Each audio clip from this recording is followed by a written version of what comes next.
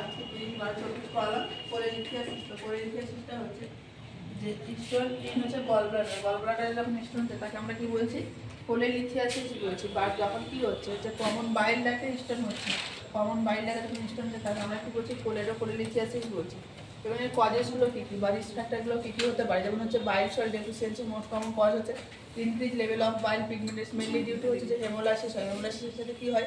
যে RBC distraction হয়, এর ফলে কী হচ্ছে? বিলিবার্ডিনের ইনক্রিজ হয় এবং বিলিরুবিনের ইনক্রিজ হয়। এর ফলে কী হচ্ছে? বাইলের পিগমেন্টেশনটাকে হয় ইনক্রিজ হয়। এর ফলে কি হিস্টান ফর্মেশন হয়। দেন হচ্ছে যে হাই কোলেস্টেরল লেভেল থাকলে বা হাই ক্যালসিয়াম লেভেল থাকলে, প্রেগনেন্সি, ওবিসিটি বা ফ্যামিলি হিস্ট্রি থাকলে কী হয়? এগুলো হচ্ছে রিস্ক ফ্যাক্টর হিসেবে থাকছে। 90% ক্ষেত্রে কী হচ্ছে? সাইন্টিফিক টার্ম হচ্ছে অ্যাসিম্পটোমেটিক, মানে হচ্ছে কোনো সিমটম দেখা যায় না। বাট 10% যে সিমটম দেখা যায় সেটা হচ্ছে যে anorexia, nausea, vomiting, pain and jaundice হচ্ছে কি দেখা যায় পেশেন্টের ক্ষেত্রে।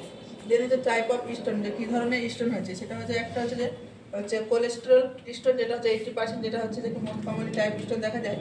বাট যেটা কী হয় যে এটা এক্সরেতে ভিজিবল হয় না।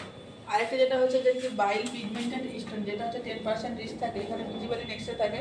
এখানে দু ধরনের হতে, একটা হচ্ছে ব্ল্যাকিশ থাকে, একটা হচ্ছে ব্রাউনিশ থাকে। ব্ল্যাকিশটা কী হয় যে ডিউ টু হচ্ছে কি হেমোলাইসিস, মানে আরবিসি ডিস্ট্রাকশন হচ্ছে। এর ফলে হচ্ছে যখন হচ্ছে ব্ল্যাকিশ কালার থাকছে, যখন ইনফেকশনের জন্য স্টোন হচ্ছে তখন কী হচ্ছে? মেনলি ডিউ টু হচ্ছে যে ইকোলাই হচ্ছে যেন হয়, তখন কালারটা থাকছে brownish. Mix type of stone থাকে, 10% ক্যালসিয়াম স্টোন থাকছে, কোলেস্টেরল থাকছে। দেন হচ্ছে ডায়াগনোসিস কী কী করা হয়?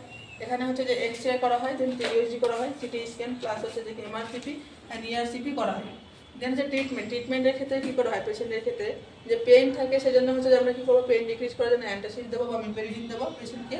অ্যান্টাসিড স্টোন হচ্ছে ডিজলভিং এজেন্ট দেবো, সেটা কী দেবো? ড্রাগ অফ চয়েস হচ্ছে যে আর্সপিএম হচ্ছে 300 আমরা দেবো। সেটা কী করে?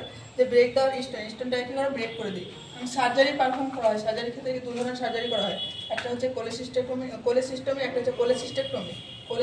কোলেসিস্টমিটা হচ্ছে যেখানে কী করা হয়? রিমুভ করা হয় স্টোনকে গলব্লাডার থেকে। এটা খুব কমই করা হয়, কারণটা হচ্ছে যে রিকারেন্ট এপিসোড দেখা যায় না, বারবার আরও যে স্টোন ফর্মেশন হয়। যেটা হচ্ছে কোলেসিস্টেক্টমিটা বেশিরভাগই করা হয়, যেটা হচ্ছে রিমুভাল অফ দ্য গলব্লাডারটাকে রিমুভ করা হয়।